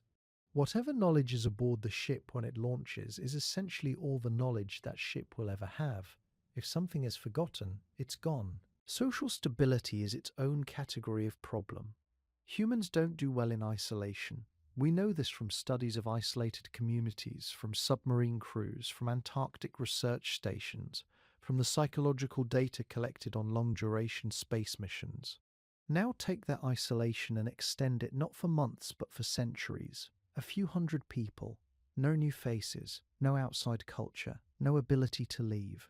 Whatever conflicts arise, whatever factions form, whatever grievances accumulate, they have to be resolved internally. Every time. Forever. No ship designer has ever built a governance system proven to hold together for 400 years. No political structure in human history has survived that long unchanged. And a generation ship doesn't get to evolve slowly the way a civilization on a planet does. One bad decade of internal conflict, one charismatic figure who leads the community in the wrong direction, one generation that decides the mission is pointless, and the whole project collapses. There's also the arrival problem, and it may be the most philosophically uncomfortable one. The people who actually reach the destination never chose to go. They were born into a mission. They grew up inside a metal hull, flying through the dark between stars, living out lives shaped entirely by a decision made by ancestors hundreds of years before them. They never saw Earth. They never had the option to stay. And when they arrive, when they finally reach whatever world was chosen as the destination, do they have any obligation to continue the mission? Do they have to land? Do they have to colonize? What if they don't want to? What if after centuries of ship life, the community that arrives has evolved a culture so different from the one that departed, that the original goals mean nothing to them? These aren't hypothetical concerns. These are the foreseeable consequences of locking a population into a single trajectory for generations and expecting them to arrive with the same intentions their great-great-grandparents had. And then there's the question of what happens when something goes wrong. Not a minor malfunction, a real failure, a structural breach, a breakdown in the agricultural systems, a disease outbreak in an isolated population with no genetic resistance, a failure in the propulsion system at year 300 of a 400-year journey. There's no rescue mission. No one is coming. Earth, even if it still exists and still cares, is years away by radio signal and centuries away by ship. Whatever the people aboard the vessel can solve with what they have aboard, those are their options, nothing else.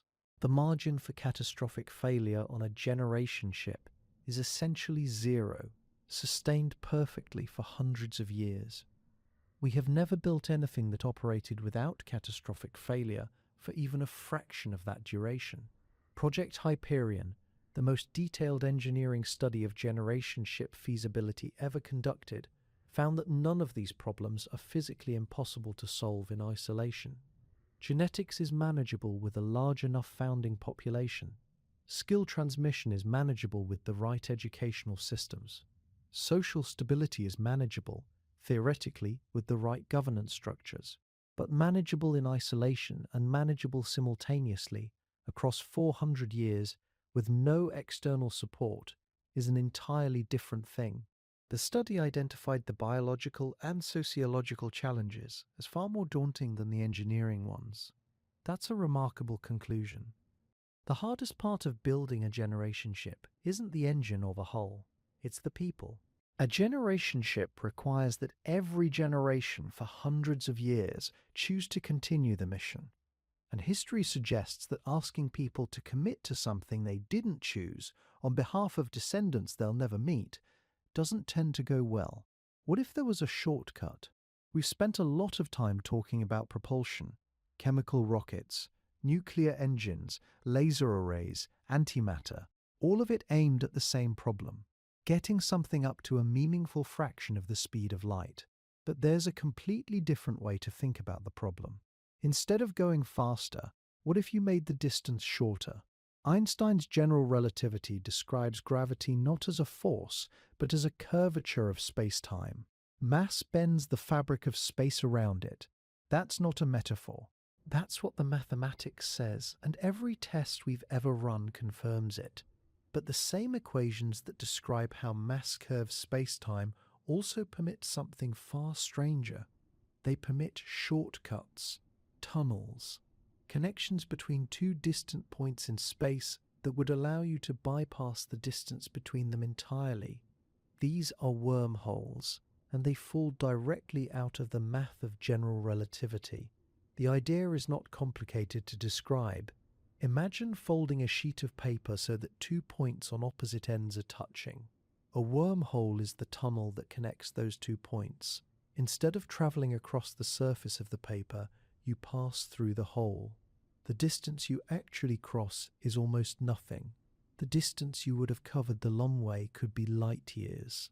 If a stable wormhole existed between Earth and Proxima Centauri, you could step in on one end and step out on the other. 4.24 light years of space crossed in a single step. No years of travel, no radiation exposure, no generation ships, no time dilation. You'd arrive and you'd still be the same age. That is what general relativity permits, on paper. The second theoretical loophole is the Alcubierre warp drive, first proposed by Mexican physicist Miguel Alcubierre in 1994. Alcubierre wasn't trying to build a science fiction device. He was a physicist working with the equations of general relativity, and he found something remarkable inside them, a solution that describes a bubble of space-time moving through space. Inside the bubble, a spacecraft sits perfectly still. It doesn't accelerate, it doesn't experience any force. The bubble around it contracts space in front and expands space behind it, and the whole structure moves. The spacecraft never breaks the speed of light locally.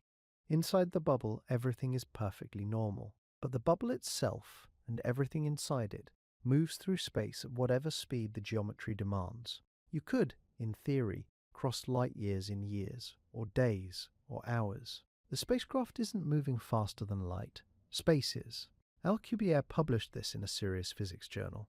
Other physicists took it seriously. Some still do. It doesn't violate special relativity in any straightforward way, because it's not the ship that's moving faster than light. It's the geometry. Both of these concepts come from real mathematics. That's worth saying clearly. Wormholes and warp drives are not invented for stories. They are solutions to real equations developed by one of the most tested theories in the history of science. That's what makes them so tantalizing and so frustrating. Because here's the problem. Both of them require exotic matter. Exotic matter is a hypothetical type of material with negative energy density. Not just very cold matter, not just very low energy, negative energy, less than nothing. A quantity that, in the normal matter we've ever encountered or produced, simply doesn't appear to exist in any usable form. Wormholes collapse instantly without something to hold them open. That something needs negative energy density to push outward against the tunnel's tendency to pinch shut. The Alcubierre warp bubble needs exotic matter distributed in a specific configuration around the ship to maintain the geometry. Without it, the solution falls apart. We have never observed exotic matter in any meaningful, stable, usable form. There are some quantum effects, the Casimir effect, for example, that produce regions of slightly negative energy density between closely spaced metal plates. That's real. Physicists have measured it. But the quantities involved are almost impossibly small, and scaling from that effect to the amount of exotic matter required to hold open a wormhole wide enough for a spacecraft is not an engineering problem. It's a problem we don't have the physics to even properly frame yet. Early estimates for the Alcubierre drive suggested the exotic matter required would have a mass roughly equivalent to Jupiter. Later refinements brought that number down somewhat, but the requirements remain staggering. And for wormholes, the picture isn't clearly better. Stabilizing a traversable wormhole, one you could actually pass through rather than be destroyed inside, requires exotic matter configurations that may or may not be physically achievable in our universe at all. There's also a deeper issue. General relativity allows these solutions mathematically, but general relativity and quantum mechanics are not yet unified. We don't have a complete theory of quantum gravity. At the scales where wormholes would operate, quantum effects almost certainly matter enormously. What quantum gravity actually says about wormhole stability is something we cannot currently answer. String theory and related frameworks are working toward those answers. They haven't arrived. This is what separates wormholes and warp drives from nuclear propulsion, or even antimatter rockets. Nuclear propulsion exists. We built the engines. Antimatter is real. We make it in particle accelerators. The engineering is hard, but the physics is known. Wormholes and warp drives require physics we haven't confirmed exists. They require materials we've never produced. They require theoretical frameworks we haven't completed. That might change. Physics has surprised us before, and it will surprise us again. Alcubierre's paper was taken seriously enough that researchers have spent decades refining and interrogating it. The wormhole question connects to some of the deepest open problems in theoretical physics, including the relationship between quantum entanglement and space-time geometry. These aren't dead ends, they're genuinely open questions. But open questions are not solutions. Wormholes and warp drives are not fantasy. They emerge from real mathematics, but they require things we've never observed, never produced, and have no clear path to producing. Even if we solved every propulsion problem, even if we had warp drives and unlimited energy, there is a limit to how far in the universe humans could ever travel. That's not a pessimistic claim. It's not a failure of imagination. It comes directly out of the physics of the universe itself, and understanding it requires stepping back from propulsion entirely and looking at the structure of space. The universe is expanding. Every galaxy, every cluster of galaxies, is moving away from every other one, not because they're flying through space like scattered debris from an explosion, but because space itself is stretching. The fabric of the universe is getting larger, and the further away something is, the faster it appears to be moving away from us, because there's more space between us and it, and all of that space is stretching at the same time. Here's where it becomes genuinely strange. Beyond a certain distance, galaxies are receding from us faster than light. Right now, not at some point in the distant future, right now as you're watching this, Thousands of galaxies are moving away from us at speeds that exceed the speed of light. This doesn't violate Einstein's special relativity, because nothing is moving through space faster than light. The space itself is expanding. That's a different thing entirely, and the math permits it. That boundary is called the Hubble sphere. Anything beyond it is receding faster than light can cross the growing gap. Light from those galaxies will never reach us. Not in a billion years, not ever. It's traveling toward us right now, but the space between us is expanding faster than the light can close the distance. That light is losing ground. It will keep losing ground forever. Currently, the observable universe stretches about 46 billion light-years in every direction. That's the sphere of space from which light has had time to reach us since the Big Bang. But a large portion of what we can currently observe is already beyond the Hubble sphere. Those galaxies are already receding faster than light. We can see them because their ancient light reached us long ago, before the expansion carried them past that threshold. But if you launched a ship today toward one of those galaxies, even at the speed of light, you would never arrive. The galaxy would be moving away faster than you could chase it. The number that actually matters for travel is smaller, roughly 16 billion light-years.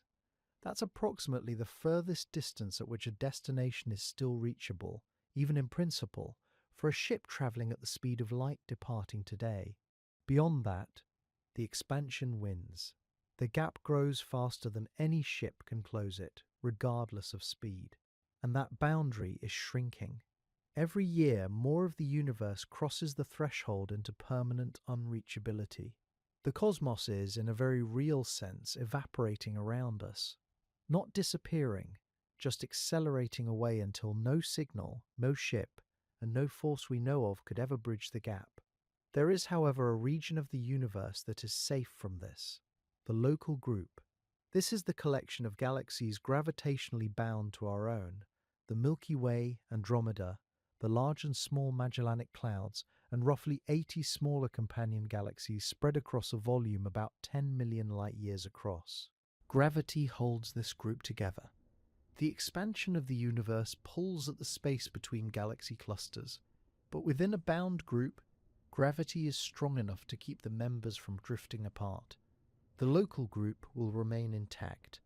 On cosmological timescales, it will actually contract, with the Milky Way and Andromeda merging in about 4.5 billion years into a single massive galaxy, sometimes called Nilkomeda. So if you're asking how far humans could theoretically ever travel, the local group is the honest outer boundary, not the nearest star, not the edge of the Milky Way. The local group, spanning roughly 10 million light-years, is the furthest territory that is not already being permanently swept out of reach by the expansion of space. Everything beyond it is, on the timescales relevant to any civilization we can imagine, already gone. Not gone the way a star burns out. Not destroyed, not collapsed, not cold, just retreating, accelerating away into a darkness that no telescope will ever pierce and no ship will ever cross. The light from those distant galaxies, the light we can see tonight through powerful telescopes, is a kind of cosmic inheritance, a record of a universe we can observe but will never visit. One day, far in the future, even that record will be gone, as the last photons from the most distant galaxies redshift into wavelengths too long to detect. What remains will be the local group, a small island of gravitationally bound matter in an otherwise empty, dark, expanding void. Most of the universe is already gone, not destroyed, just unreachable, receding faster than any ship could ever follow. So, what's the actual answer? It depends entirely on when you're asking and how much you're willing to extend the definition of possible. There isn't one number, there's a timeline, and at each point on that timeline the answer changes dramatically. So let's go through it, layer by layer, starting with what's actually coming and working outward from there. In the near term, the next 20 to 50 years, the honest answer is Mars. That's it. Mars is roughly 55 to 100 million kilometers from Earth, depending on where the two planets sit in their orbits at the time of launch. Compared to our current human distance record of 406,771 kilometers, a Mars mission would shatter everything that came before it. It would be the most ambitious crewed mission in history. It would also leave us firmly inside the inner solar system, closer to the Sun than the asteroid belt. Impressive by every human standard we have, modest by any cosmic one.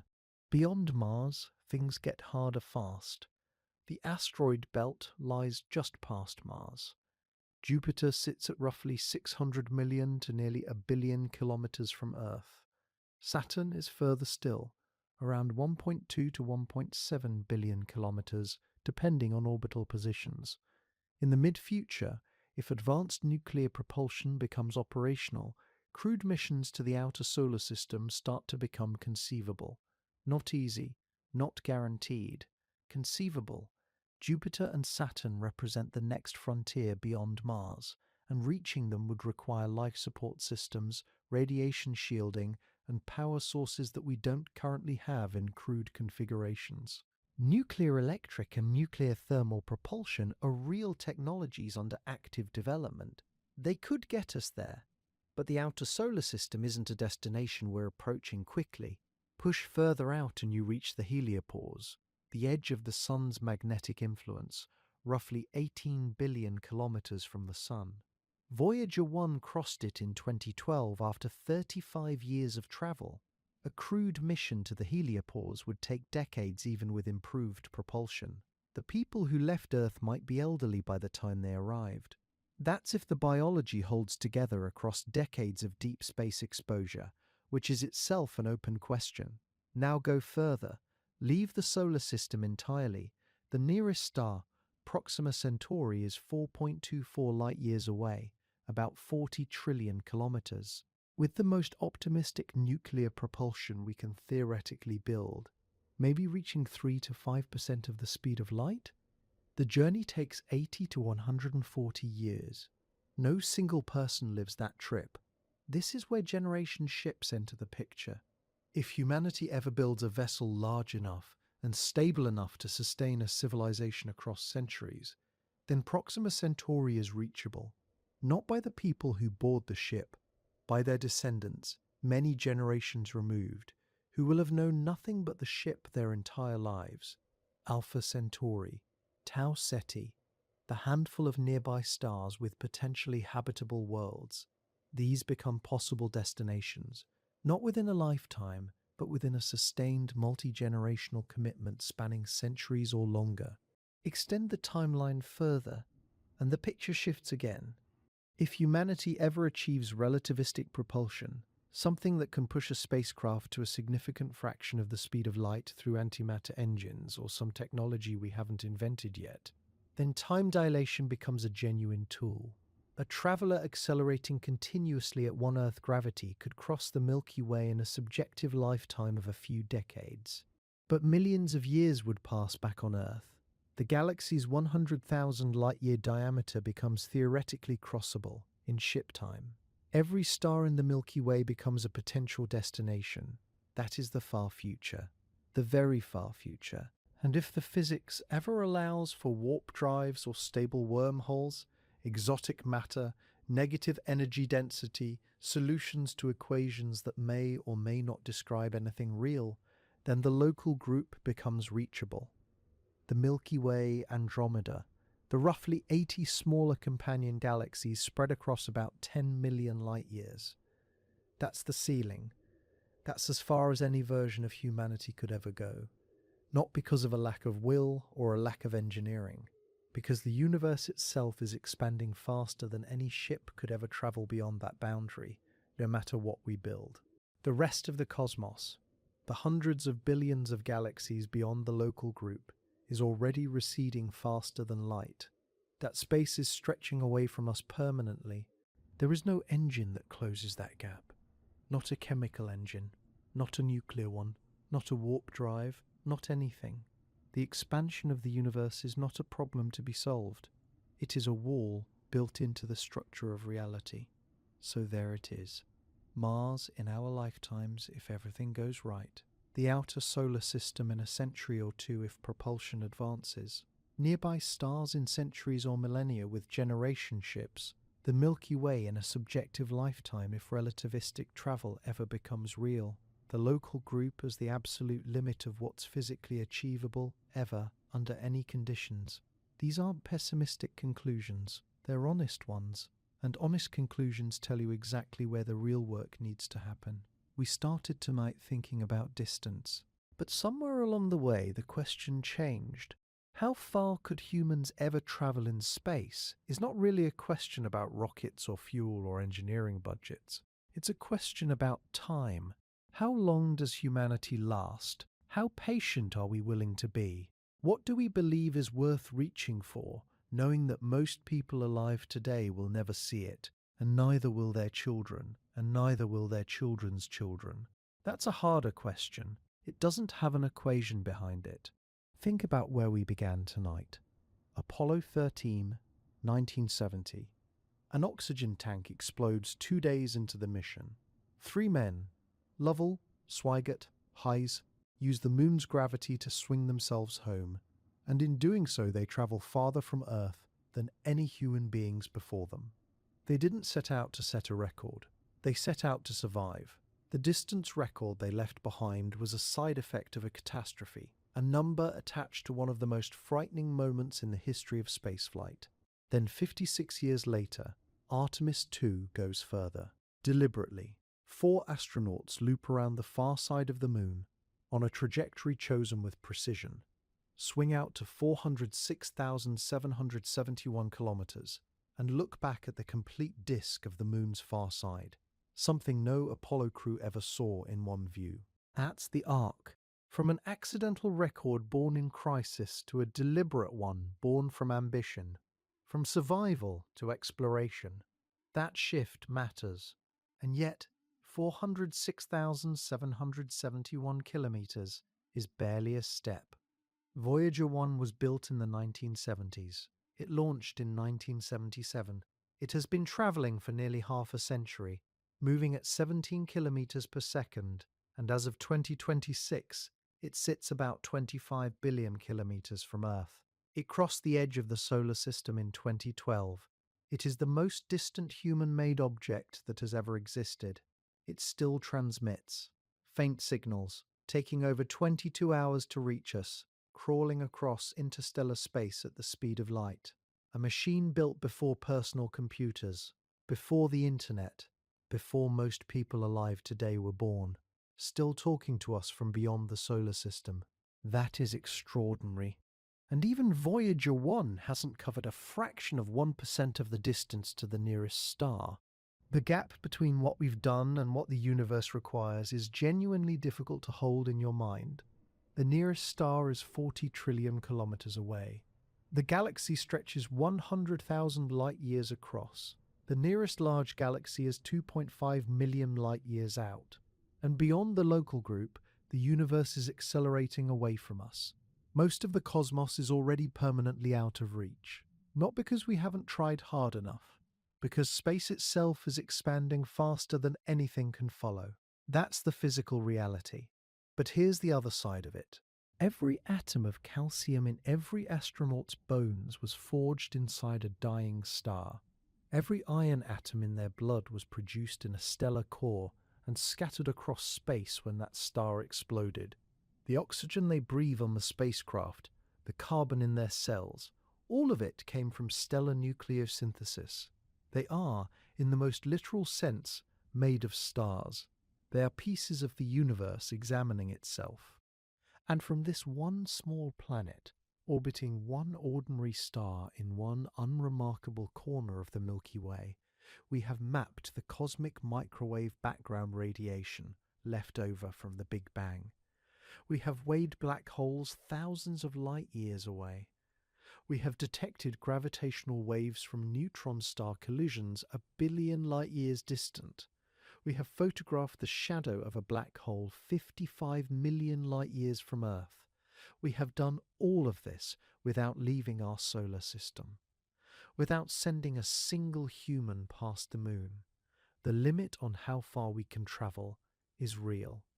It is imposed by physics and by biology and by the structure of the universe itself.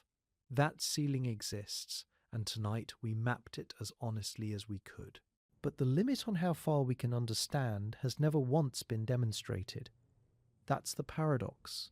The universe may be mostly unreachable, and yet we can measure it, calculate it, model it, understand its history and its likely fate, all from a single pale planet clinging to the inner edge of one spiral arm of one galaxy among hundreds of billions. The reach of human understanding has consistently outrun the reach of human travel, and there's no obvious reason to think that's going to stop. So what does it mean to ask how far we could ever go? Maybe it means something different depending on the generation asking it. For the people who watched Apollo in 1969, the moon was the answer. For the engineers building Voyager in the 1970s, the edge of the solar system was the horizon. For the researchers designing nuclear propulsion systems today, Mars and the outer planets are the target. For the theorists working through the mathematics of warp metrics and exotic matter, the answer is something that doesn't have hardware yet. Each generation pushes the question a little further out, and maybe that's what the question is really asking. Not what is the hard physical ceiling, we covered that, but what is the next horizon? Where does the current generation aim? What do we build now so that the generation 100 years from now has something to stand on? Artemis II didn't happen because someone in 2026 decided to go. It happened because someone in the 1960s decided to go, and someone in the 1970s decided to keep going, and every generation in between chose not to stop. That continuity is fragile. It's also the only mechanism we have. The stars are incomprehensibly far away. We are very small, but we have never once stopped reaching, and maybe that is the most human thing about us.